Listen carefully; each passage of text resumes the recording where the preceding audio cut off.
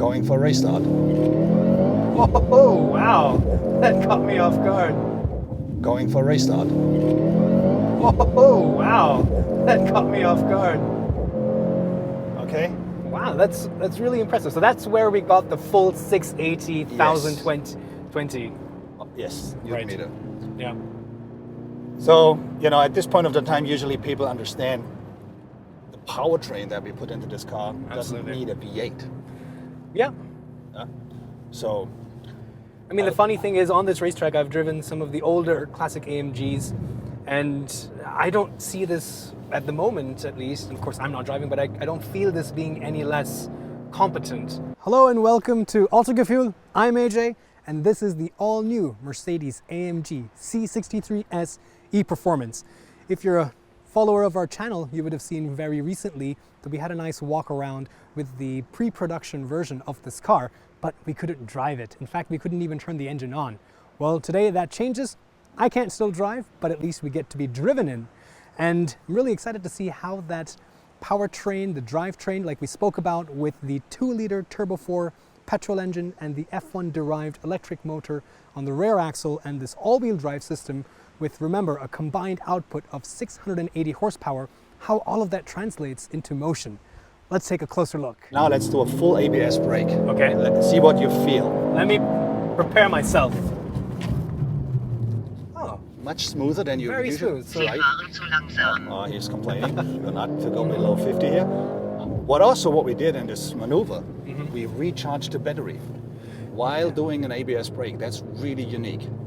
now that was what we were just talking about before, and it's quite phenomenal. And I'm not an electrical engineer or whatever. It's very interesting to see that you're able to regenerate so much energy. Yeah. I always thought, there's no way I can charge so much of the car battery back with just regeneration, Right. but it's possible. Yes, and that's really what you have to do if you want to do electrification on a performance racetrack capable car.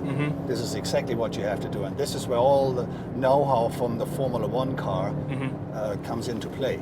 No, you're absolutely right, because for performance, it cannot be that, my performance is going to get diminished because I used up the battery. Right. So you have to have at least enough battery for that launch to get the high 680 maximum output anytime. Right, and this was a very good point that you just made. So now I'm going and race, right, and I have a function called boost. Okay. So at this point we had the full power on the rear axle. Now I'm pressing this button here. Now we're on the boost function. Okay. Now we are limiting the power on the rear axle to 50 kilowatt. Okay. So, and you will see, even with the 50 kilowatt, it's still a very sporty car. We're not really missing energy. We could still drive very dynamically. And now it's up to the driver to make the decision how he wants to deploy the battery energy. So we're still recuperating at full level all the time. So now I have this boost function, as I just mentioned, and still I think, enough power. Okay. We can drive dynamically, there's no problem. But now I'm, let's say I want to do the kick down. Feel that? Okay, so now we're putting more electric power. Right. And this is another dimension that we now bring into this car. Kind of like a DRS. Right. Another part of like real future Formula One race functionality that we bring into this car. Okay. So like in a race, right? You would go here, see if you can manage the corner. And at the end of the corner, you would kick down and boom, you have this additional 100 kilowatt. Yeah. Now again, going into steep braking and we're recharging the battery. So I'm guessing a lot of the braking is now the regenerative braking. How does that affect pedal feel? I think we managed it quite well. Like in the ABS, it's a very stable pedal. You always, in my opinion, have the feeling that you know where you are while braking. That's very important. But because of this all-wheel drive and all the know-how that we put into this, I think the management between all these different interacting systems is handled pretty well. You'll feel that once you can drive the car. Driving fully electric, first thing that the former C63 couldn't do, and this time we bring some more features into this car.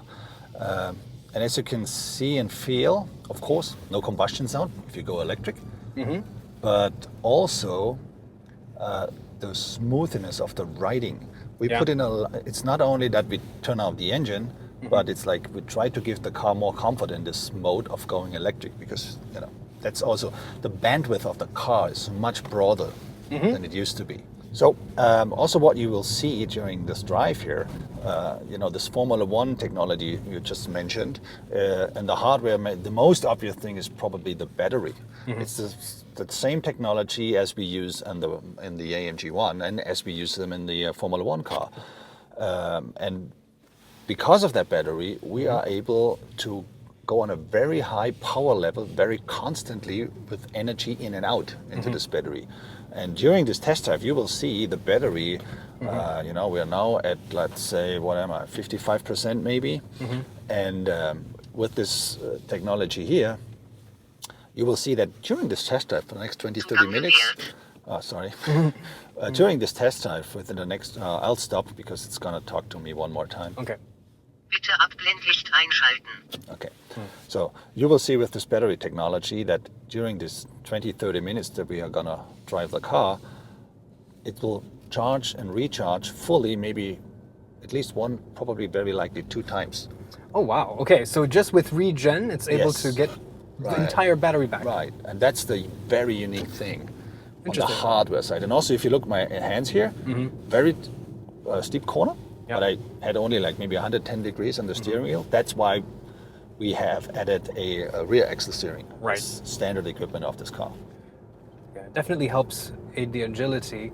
So coming back to the battery, I understand that the cells are cooled internally. So there is a special fluid, not on the casing of the battery cells, but within the battery cells themselves in the battery pack. Yeah. Is because of this that you're able to push so much more regen power back into the battery? Yes, that's the main reason.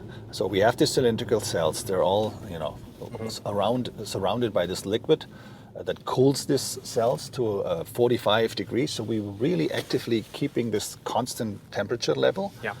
That makes these cells operating in a perfect window, operating window, and therefore we can really on a high level charge and discharge these little cells. And this brings us to this outstanding performance, not only for acceleration, but especially for recuperation. And that's why I like to call this e-performance, not so much hybrid. Technically, yes, it is a hybrid because it's a combination of 2 different engine types. But with this e-performance that we have here, it's like we really only take care about the power. We don't really care about range, right? So we are at 58%. Well, you heard it from the CTO of AMG. We don't care about range; it's about performance. And I know that's exactly how it should be. I think there are other models within the Mercedes family, not the AMG, with hybrids. If you want range, if you want that clean driving for longer, but here it is about. Well, it is definitely cleaner now that we have shifted to the 4-cylinder and not the V8 anymore. But we're getting the hybrid tech out of Hamilton's F1 car and not from And it's great that you're mentioning, because if you want to have range, there's a broad portfolio of Mercedes where you can have hybrids with huge ranges, which is perfect. But if you want to go on a performance side, it's performance that we take care of. Right. So, we have driven like 50 kph like in a city. Now we're on a little hill track here that could simulate being outside. And remember, we're driving all-wheel drive with the, we're only going electric. We only have 150 kilowatt, which I think, looking at this dynamics here, it's a little wet, but all-wheel drive. Yep. And now let's see how much we can get going up this hill here.